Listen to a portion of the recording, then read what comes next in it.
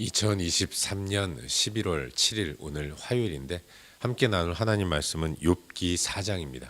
욥기 4장 1절부터 21절까지 말씀 우리 함께 보도록 하겠습니다. 욥기 4장 1절부터 21절까지 말씀입니다.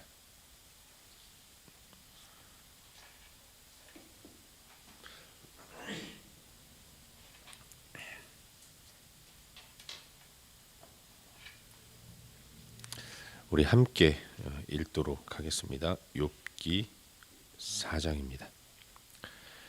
대만 사람 엘리바스가 대답하여 이르되 누가 내게 말하면 내가 실증을 내겠느냐? 누가 참고 말하지 아니하겠느냐? 보라, 전에 내가 여러 사람을 훈계하였고 손이 늘어진 자를 강하게 하였고 넘어지는 자를 말로 붙들어 주었고 무릎이 약한 자를 강하게 하였거늘 이제 이 일이 내게 이름에 내가 힘들어하고 이 일이 내게 닥침에 내가 놀라는구나. 내 경외함이 내 자랑이 아니냐. 내 소망이 내 온전한 길이 아니냐. 생각하여 보라. 죄 없이 망한 자가 누구인가. 정직한 자의 끊어짐이 어디 있는가. 내가 보건대 악을 밭갈고 독을 뿌리는 자는 그대로 거두나니 다 하나님의 입 기운에 멸망하고 그의 콧김에 사라지느니라. 사자의 우는 소리와 젊은 사자의 소리가 그치고 어린 사자의 이가 부러지며 사자는 사냥한 것이 죽어 암사자의 새끼는 흩어지느니라. 어떤 사람이 내게 가만히 이르고 그 가느다란 소리가 내 귀에 들렸었나니 사람이 깊이 잠들 즈음 내가 그 밤에 본 환상으로 말미암아 생각이 번거로울 때에 두려움과 떨림이 내게 이르러서 모든 뼈마디가 흔들렸느니라. 그때 영이 내 앞으로 지나매 내 몸에 털이 쭈뼛하였느니라. 그 영이 서 있는데 나는 그 형상을 알아보지는 못하여도 오직 한 형상이 내 눈앞에 있었느니라. 그때 내가 조용한 중에 한 목소리를 들으니 사람이 어찌 하나님보다 의롭겠느냐. 사람이 어찌 그 창조하신 이보다 깨끗하겠느냐. 하나님은 그의 종이라도 그대로 믿지 아니하시며 그의 천사라도 미련하다 하시나니 하물며 흙집에 살며 티끌로 털을 삼고 하루살이 앞에서라도 무너질 자이겠느냐. 아침과 저녁 사이에 부스러져 가루가 되며 영원히 사라지되 기억하는 자가 없으리라. 장막줄이 그들에게서 뽑히지 아니하겠느냐. 그들은 지혜가 없이 죽느니라. 아멘. 복된 새 하루가 시작되었습니다. 오늘도 시간의 주인이 하나님이심을 기억하는 가운데 하나님의 뜻대로 허락하신 하나님의 뜻대로 온전히 순종하며 살아가는 그런 복된 하루가 될 수 있기를 주의 이름으로 축원합니다. 한 가지 드릴 말씀이 있는데 제가 어제 여러분들에게서 문자와 전화를 받았습니다. 목사님 어디 아프세요? 어디 다녀오셨어요? 이런 얘기들을 많이 들었는데 아마도 제가 어제 새벽기도 인도를 하지 않아서 그런 것 같습니다. 저 조옥에 앉아 있었거든요. 앞으로 월요일과 목요일은 우리 전도사님들이 그 새벽기도를 인도하게 되었습니다. 그리고 화요일, 수요일 그리고 목요일, 화요일, 수요일, 금요일, 토요일은 제가 인도하기로 함께 동역하기로 했습니다. 그래서 월요일과 목요일은 우리 전사님들이 새벽 기도회를 인도하시는데 저도 함께 기도할 텐데 인도만 전사님들이 하시는 겁니다. 전사님들에서 기도해 주시고 또 우리 교회가 새벽을 깨우며 하나님 앞에 엎드리는 그런 교회가 더욱더 그런 모습으로 나아갈 수 있기를 바랍니다.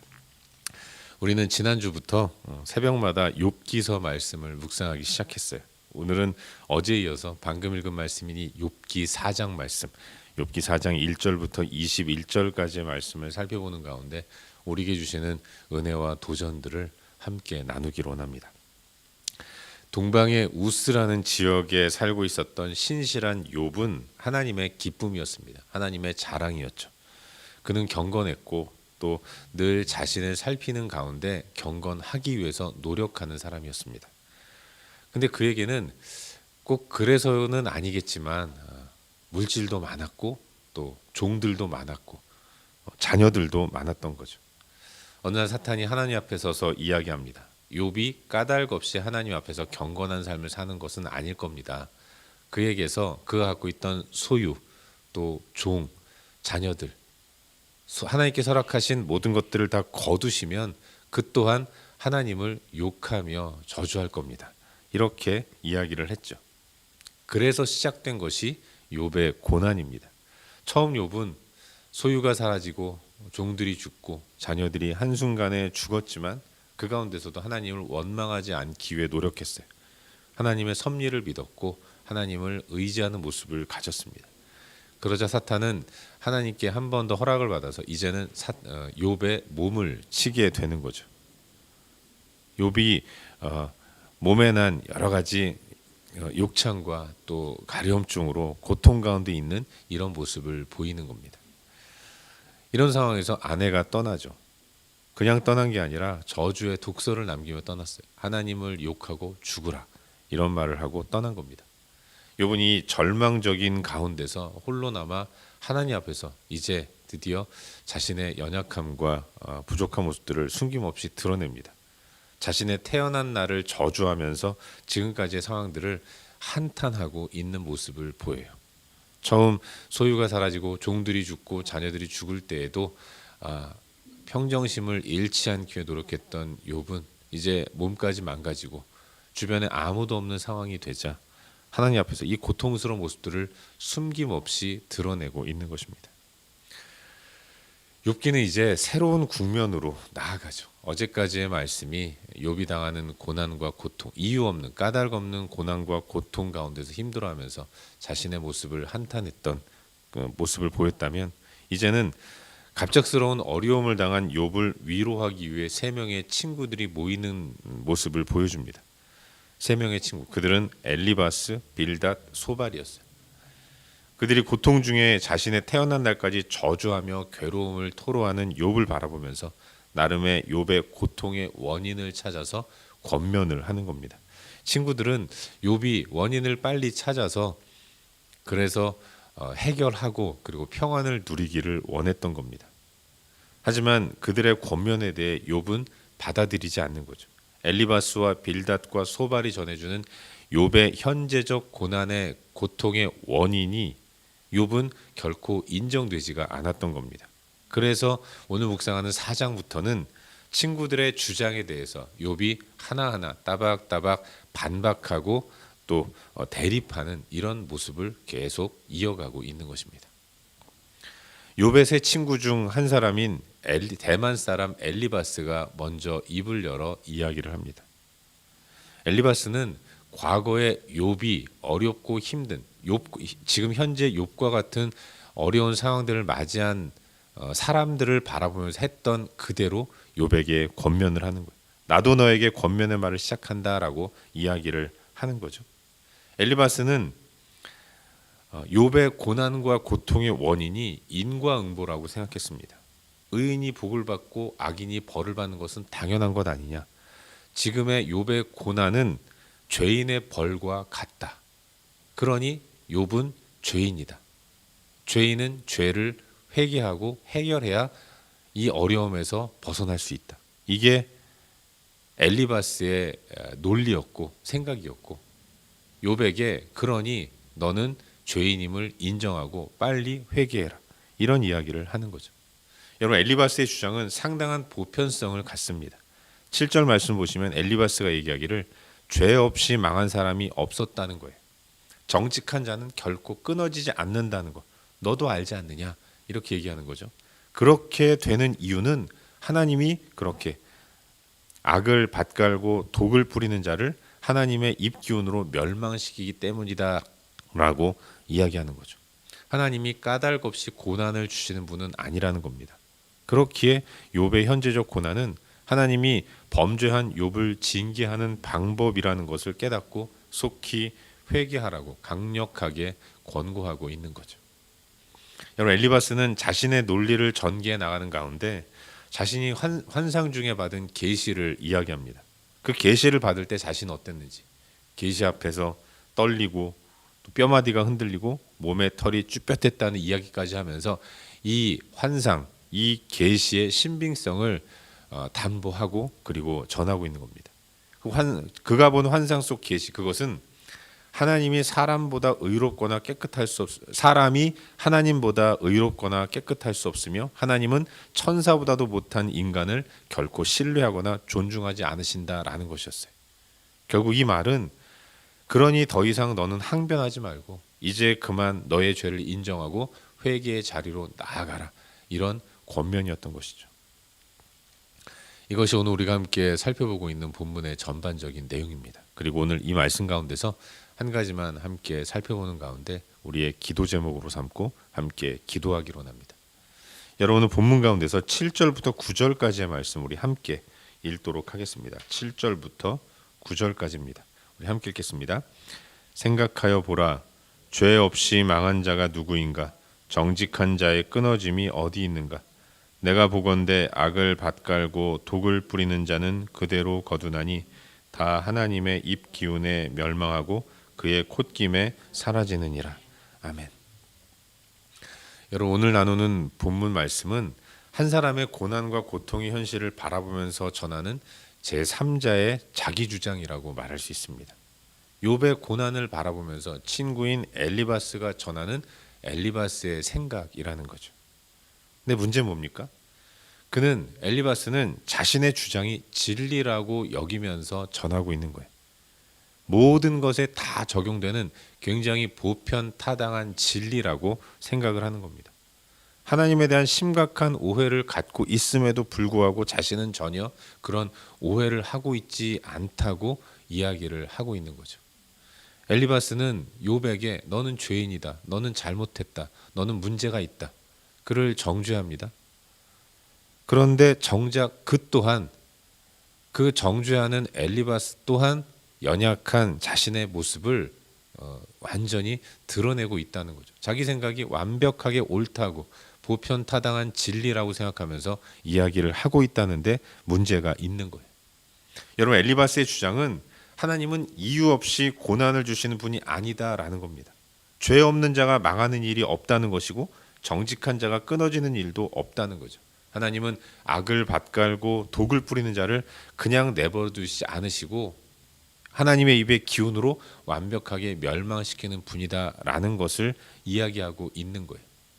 그런데 이 엘리바스의 논리적 전개는 고통당하는 자에 대한 사랑과 연민이 부족하다는 생각을 해보게 돼요. 그리고 결론적으로만 보고 모든 것들을 판단하고 있다는 것입니다. 하나님은 물론 그런 분이시죠. 악한 자를 내버려두지 않으시고 징계하시는 분이십니다. 의인을 사랑해 주시는 분이시고 계속해서 악을 행하는 자, 그들을 하나님의 입기운으로 멸망시키시는 분이십니다. 하지만 그렇기 때문에 고난과 고통을 당하는 사람은 하나님께 벌을 받은 죄인이라고 보는, 굉장히 가난하게 하나님을 인식하고 있는 이런 연약한 모습을 그대로 보여주고 있는 거죠. 여러분, 엘리바스는 하나님이 죄인에게 고난을 주시는 분이다라고 말씀하고 있어요. 그러니 욥이 고난을 받는다면 그건 하나님이 주신 고난이라고 이해하고 있는 겁니다. 근데 여러분 잘 아시겠지만 욥의 고난은 하나님이 주신 게 아니에요. 천상의 회의에 사탄이 참여했습니다. 하나님이 욥에 대해 이야기할 때 사탄은 욥이 까닭 없이 하나님을 경건하게 섬기는 것은 아닐 겁니다 라고 얘기하면서 그 또한 하나님이 허락하신 모든 것들이 사라지면 여느 사람들처럼 하나님을 저주하고 욕할 겁니다 라고 이야기를 한 거죠. 그래서 시작된 것이 욥의 고난이라면 이 고난의 출발은 사탄이지 하나님이 아니라는 것입니다. 욥은 하나님이 주신 고난으로 고통받는 것이 아니라 어떤 의미에서는 사탄이 준 고난 때문에 괴로워하는 거예요. 여기부터 엘리바스의 논리적인 한계가 보여지는 것 아니겠습니까? 적어도 욥에게는 그 케이스가 적용되지 않는다는 것을 엘리바스는 전혀 이해하지 못하고 인식하지 못했던 겁니다. 또 하나의 문제는 엘리바스는 하나님에 대해서 충분한 이해가 부족하다는 것을 알 수 있어요. 그는 하나님을 인과응보의 하나님으로만 이해하고 있지 하나님이 그걸 뛰어넘는 분이다라는, 어떤 의미에서는 하나님의 전능하심을 온전히 이해하지 못하고 있다는 것을 발견하게 됩니다. 하나님은 정말로 죄인을 벌하시죠. 의인에게 상을 내리시는 분입니다. 범죄한 자기 백성들도 바벨론에 넘기시는 분이 그런 공의의 하나님이시지만, 그런 하나님은 인간이 생각하는 공의에 갇혀 계신 분이 아니라는 것, 이걸 엘리바스는 알지 못했던 겁니다. 여러분, 하나님은 죄인을 벌하시고 의인에게 상을 내리시는 분이십니다. 그러나 하나님이 꼭 그렇게만 하셔야 할 이유는 없는 거예요. 하나님이 그렇게 안 하신다고 해서 하나님이 불의한 분이라고 말할 수는 없는 겁니다. 왜냐하면 죄인과 의인의 기준은 하나님 당신이시기 때문에 그렇습니다. 하나님의 판단이 옳은 거지, 내 판단에 의해서 저 사람은 죄인이야, 저 사람은 악이냐 말할 필요는 없는 것이죠. 결국 엘리바스의 주장은 대단히 인본주의적인 생각이었다라고 말할 수 있는 겁니다. 하나님을 자신의 논리와 생각에 가두는 모습, 그 모습이 엘리바스의 모습이었고 그게 바로 그의 한계였다는 것을 우리는 알아야 하는 겁니다. 사랑하는 여러분, 사실은 우리가 이 엘리바스와 같은 모습을 가지고 이 땅을 살아가는 경우가 많습니다. 우리는 하나님의 말씀에 근거해서 누군가를 판단하는 경향이 있지만, 그러나 우리의 연약한 그 한계가 하나님 말씀을 상당히 오해하고 있는 경우가 많은 거죠. 내 선입견, 나의 사고, 나의 생각, 이걸 절대화시키면 하나님 말씀도 그렇게 들리는 것이고 그렇게 보이는 것입니다. 하나님 또한 내 이 작은 머리에 한계 짓는 일들이 대단히 많은 것입니다. 우리는 도출된 결과로 모든 원인을 찾아내려고 하는 이런 연약함을 보일 때가 많아요. 하지만 욥의 고난이 까닭이 없이 시작된 것처럼 그런 일들도 있을 수 있는 것입니다. 그래서 우리는 항상 겸손하게 허리를 동이고 무릎 꿇고 엎드리면서 하나님의 뜻을 구하고, 무엇보다도 우리가 해야 할 일은 어떠한 것에 대한 판단보다는 하나님을 알기 위한 노력이 우리 가운데 있어야 하는 것입니다. 여러분, 우리 하나님을 알아야 돼요. 호세아 선지자의 이 선포처럼, 권면처럼 여호와를 알자, 힘써 여호와를 알자, 이것이 우리에게 주어지는 매일매일의 숙제가 되어야 한다는 것을 잊지 마시기를 바랍니다. 바라기는 오늘의 이 엘리바스의 모습을 반면교사로 삼아서 하나님을 오해하는 일이 없도록, 그리고 나의 선입견에 하나님을 맞추려는 노력들을 내려놓고 좀 더 하나님을 알기 위해 주 앞으로 나아가는 우리의 삶이 될 수 있기를 바랍니다. 원인 없는 결과가 있을 수도 있다는 겁니다. 인간에게는 없지만 하나님께는 있기도 하다는 것, 그걸 기억하는 가운데 순간순간 하나님을 알기 위해 노력하고, 그 가운데서 하나님의 음성에 귀를 기울일 뿐만 아니라 하나님과 더 친밀한 교제를 사모하며 나아가는 삶, 그것이 성도인 우리의 모습이었다는 사실을 믿으시길 바랍니다. 베드로 사도의 권면처럼 주 예수 그리스도의 은혜와 그를 아는 지식에서 자라가는 그런 하루의 삶을 살아가는 우리 모두가 될 수 있기를 주의 이름으로 축원합니다. 기도하겠습니다.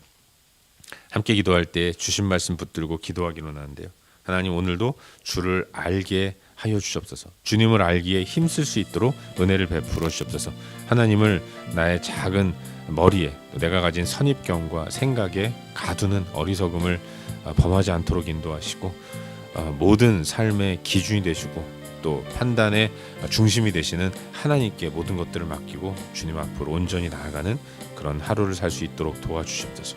우리 자신을 위해서 함께 기도하겠습니다. 또 기도할 때 우리의 중보가 필요한 여러 영역들 위해서 기도하시고, 그리고 각자 개인적인 기도 제목 가지고 기도하시다가 일상의 삶의 자리로 나아가도록 하겠습니다. 함께 기도합시다.